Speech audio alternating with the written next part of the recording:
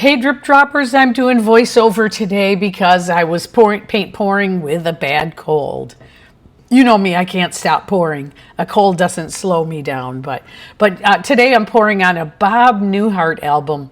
Remember Bob? He was kind of the king of the snarky long joke with the big paws. And the really drab sense of humor where you just stand there so stone-faced. Well, anyway, today we're pouring on his album. So I was looking for something with a little punch to it, with a little bit of, I'm going to say, pause and punchline. So today I'm starting out with Sherwin-Williams Brave Purple. Oh, I just love that color. I buy this right at the Sherwin-Williams store. If you ask for color to go, you can get this specific color. So awesome. All right, so first up is Phthalo Blue by Winsor Newton. It's really it's transparent. It's really perfect for getting good cell contrast. Then I'm putting on Opera Rose. It's also by Winsor Newton. It's bright. It's a semi-transparent pink, but I'm using it to get a little kind of that flare that I'm looking for. And then this is the PBO Iridescent Green Blue. I'm hoping this is really like friendly to the cells and helps make like shimmery cells, kind of like I'm going for like a mermaid magic, maybe. It's the best way to say it. And then silver, this is also semi-transparent, so the colors can come through. This gives it cell depth and cell outline. I'm looking for the cells to sort of shimmer, the outline of them. And then this little piggy Comet, which is actually, that's this little piggy sequin, I'm wrong, which gives it kind of like this big sparkle, which is, I think, gonna make it like look amazing, but we're gonna see here how it goes. I'm ripping the playing card in half, and what I'm gonna do is just dip this in my cell activator. Now this cell activator is TLP white along with Australian Floetrol because it makes just such beautiful cells. So all I'm going to do is just kind of like swipe a little pattern across this. Now I saw someone else do this, which is what gave me the idea. They didn't do it on a record. I'm probably the only one out there that loves pouring on records like this, but maybe if you're watching and you want to write in the comments, that'd be great.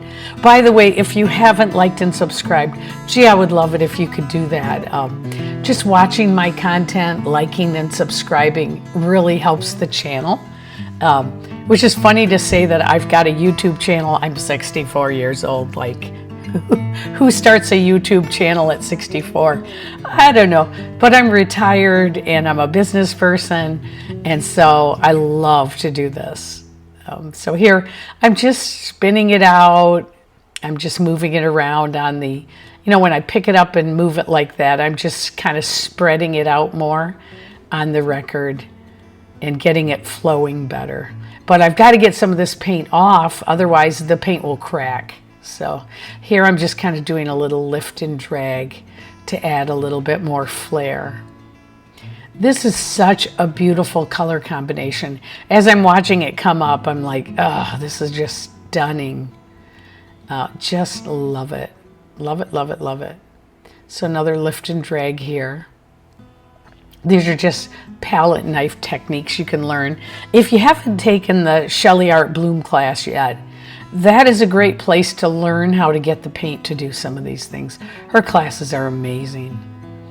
But here you can see I'm just spinning it out. I'm going to stop talking now and just let you enjoy.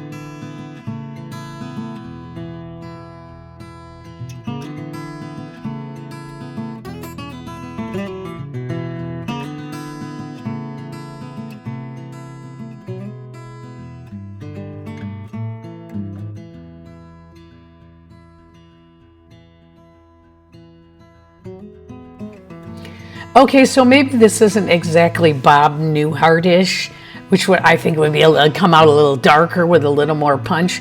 But this is definitely Jane White from Drip Drop Art Creations, love. This came out amazing. Look at that. That's the wet. Here's the dry version the next day. Wow, you can really see the shimmer and the colors. I can't wait to put resin on this and see what it'll look like. This cell's held up so well. Hey, I'll see you next time.